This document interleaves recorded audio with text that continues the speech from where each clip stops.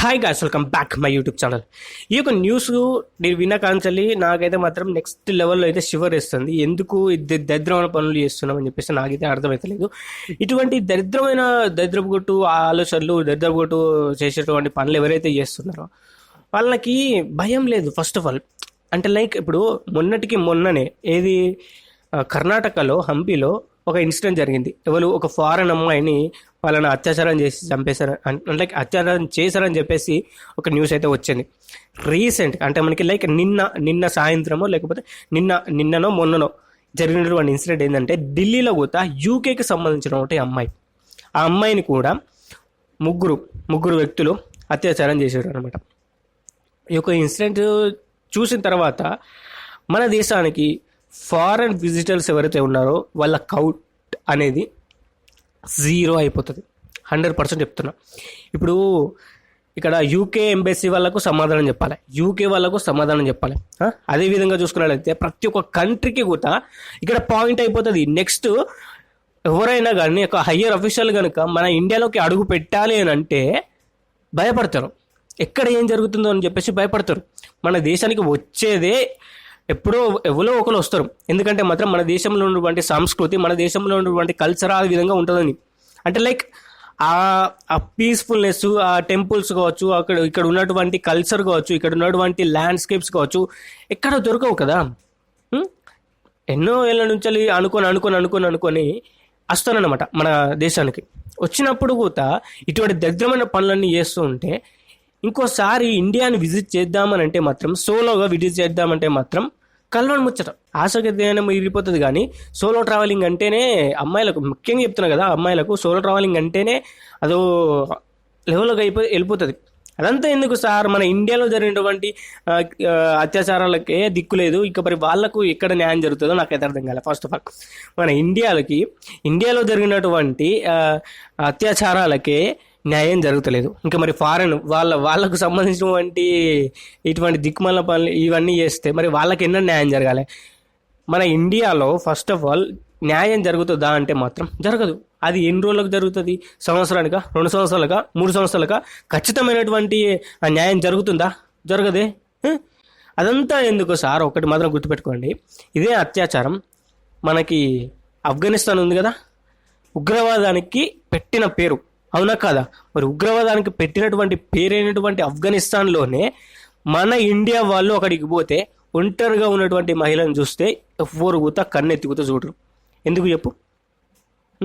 వాళ్ళకు సంస్కారం ఉంది కాబట్టి, వాళ్ళకు ఉన్నటువంటి వాళ్ళ లిమిట్స్ ఏంటో వాళ్ళకు తెలుసు కాబట్టి. అది ఉగ్రవాదులు ఉన్నటువంటి ప్లేస్ అని తెలిసి కూడా ఒక అమ్మాయి పోతే వాళ్ళకి ఇచ్చే రెస్పెక్ట్ అనేది నెక్స్ట్ లెవెల్ ఉంటుంది.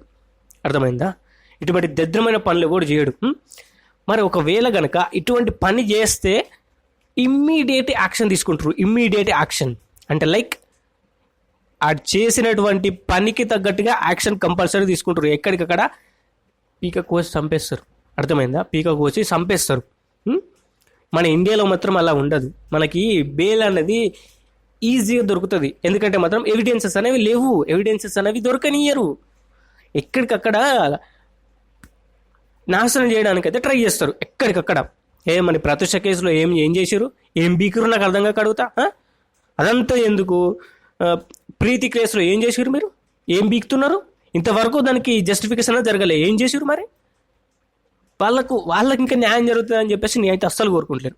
అసలు న్యాయం జరుగుతుందని చెప్పేసి నేను ఆ ముచ్చటే తెలియదు. దేశం వచ్చిన తర్వాత ఇటువంటి పనులు జరిగితే హూ ఇస్ ద రెస్పాన్సిబిలిటీ? గవర్నమెంట్కి సమాధానం చెప్పాల్సినటువంటి అవసరం అయితే ఉండదు. ఎవరికి? యూకే వాళ్ళకు. అదేవిధంగా చూసుకుంటే ఎవరైతే ఫారినర్స్ ఎవరైతే ఉన్నారో వాళ్ళందరికీ కూడా గవర్నమెంట్ రెస్పాన్స్ ఇవ్వాలి. ఏమని చెప్తే ఇస్తుంది? మా దేశానికి విజిట్ చేయండి, మా దేశానికి విజిట్ చేసి ఇలా కాండి అని చెప్పేసి చెప్తారా? ఇంతకింతకు దారుణాలు జరిగిపోతుంటే ఎలా వస్తారు మన ఇండియాని విజిట్ చేయడానికి? ఎప్పుడు వస్తారు? ఇంకా మన ఇండియా డెవలపింగ్ అయ్యేది ఎప్పుడు? ఇండియా ఒక సూపర్ పవర్గా ఎదగాలంటే ఈ దరిద్రమైన పనులు అన్నవి రాకుండా ఉండాలి. అర్థమైందా? ఇండియా అనేది ఒక డెవలపింగ్ కంట్రీగానే ఉంది. ఒక డెవలప్డ్ కంట్రీగా కావాలంటే మాత్రం ఇటువంటి పనులన్నీ ఆగాలి కదా. ఆగాయి. 78 సంవత్సరాలు 79 సంవత్సరాలు అవుతుంది మనకి. అదేంటి మనకి స్వాతంత్రం వచ్చి ఏం బీకింది? ఎవరికైనా న్యాయం జరిగిందా? రీరెస్ట్ కేసు ఏది మనకి అప్పుడెప్పుడు జరిగింది, మనకు అదో కేసు ఉంటుంది కదా, నిర్భయ కేసు లాంటి కేసు జరిగితేనే ఇమీడియట్ యాక్షన్ తీసుకుంటారు, లేకపోతే మాత్రం తీసుకోరు. రీరెస్ట్ అని చెప్పి దానికి ఒక పేరు, మళ్ళా దిక్కుమల్ల పేరు. నాకు ఒకటి అర్థం కాక అడుగుతా, ఇమ్మీడియట్ యాక్షన్ ఎందుకు తీసుకోవట్లేదు? ఎవరు కేసులో వాడేనా కాదా, కరెక్ట్ వాడు పని చేసిండా చేయలేదా, అది చేసిండా ఇది చేయలేదా, ఇట్లా చేసిండా అట్లా చేసిండా, ఏంది ఇవన్నీ దిక్కుమల్ల వివరాలు ఇవన్నీ వేసుకుంటూ వచ్చి దిక్కుమల్ల వేసాలు అన్నీ వేసిన తర్వాత మీకు ఇక్కడ పని కానిస్తారనమాట. అవునా కాదా? మళ్ళీ వానికి ఏదో అవన్నీ ఇజ్జెత్తారు అన్నట్టు ముచ్చట కాదు, జస్ట్ లైఫ్ వేస్తారు అంతే. లైఫ్ వేస్తే సరిపోతుంది అని చెప్పేసి అంటది హైకోర్టు. లైఫ్ వేస్తే సరిపోతుంది. మరి వాళ్ళు పడ్డ బాధ ఎవరు తీర్చాలి? ఆ అమ్మాయి పడినటువంటి పెయిన్ అనేది దాని లైఫ్లోనే మర్చిపోదు కదా. మరి ఆమె పడినటువంటి పెయిన్కి జస్టిఫికేషన్ ఎక్కడ జరిగింది అతనికి లైఫ్ వేస్తే? చెప్పు, నువ్వే చెప్పు నాకు, చెప్పు. లైఫ్ వేసే ముందైనా ఒక్కసారైనా ఆలోచించద్దా? డైరెక్ట్గా తీసుకుపోయి ఇట్లా చేసినాం అట్లా చేసినాం అని చెప్పేసి వాడు ఇట్లా అట్లా అనగానే కథం అయిపోయింది, కథం క్లోజ్.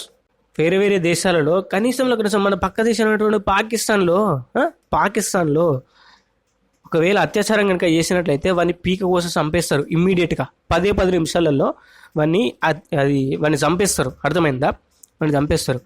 తాలిబాన్లు మీకు తెలిసే ఉంటుంది కదా వాళ్ళు ఎంత ఉగ్రవాదులు అన్నది. మరి వాళ్ళ దేశంలో ఆఫ్ఘనిస్తాన్లోనే వాళ్ళు ఎవడైనా కానీ అత్యాచారం చేస్తే 10 మంది ముందట, అర్థమైందా, దేశమంతా కూడా చూస్తుండగా వాడిని పీక కోసేసి చంపేస్తారు. ఇంకోసారి ఇటువంటి పనులు చేయకురా అని చెప్పేసి అర్థం అన్నట్టు అట్లా చేస్తే. మన దేశంలో అలా జరగదు. అది ఎన్నేళ్ళకు వానికి బెయిల్, అదేంటి పని లెక్క, ఎన్నేళ్ళకు వాళ్ళకి శిక్ష పడుతుందో మనకైతే తెలియదు. ఇమ్మీడియట్ యాక్షన్ అనేది తీసుకోదు మన దేశం. అది మాత్రం మనకు తెలిసిపోతుంది. ఎందుకంటే మాత్రం విక్టిమ్ చేసిన వాడు తప్పు ఒప్పుకొని వాడు మారి ఇంకోటి వేయాలని చెప్పేసి చూస్తారన్నమాట. వాడు మారాడు. ఇక వాడు ఎందుకు మారుతాడు చెప్పి నాకు అర్థం కాక అడుగుతా. చేసిండు, పని అయిపోయింది, కథం. తప్పుడు పని చేసిండు, అయిపోయింది, కథం. మన పని క్లోజ్ చేయాలి అంతే. ఇక తీసుకోవడానికి నువ్వెవడు వీడెవడు కాదు ముచ్చట మాట్లాడేది. వాడిని అక్కడ కథం కంప్లీట్ చేసి పరేయాలి. అంతేగాని ఇటువంటి దరిద్రమైన చట్టాలు అవి ఇవి తీసుకొని వస్తే మాత్రం ఈ దేశం ముందడికి పోదు. అది 100% చెప్తున్నా కదా.